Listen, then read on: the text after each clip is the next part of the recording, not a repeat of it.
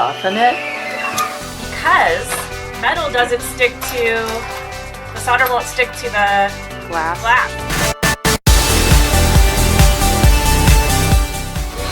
Wait, did you guys decide on what pieces you're going to put together?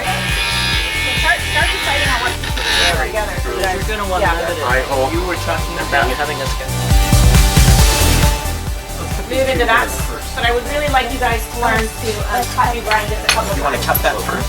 All the machines are on, even if there's not a red light on this one and this. Good. Okay, that's a really big piece. So you're gonna, Jacob. So you're gonna start. This is actually where it grinds on the bottom, not up there. Okay.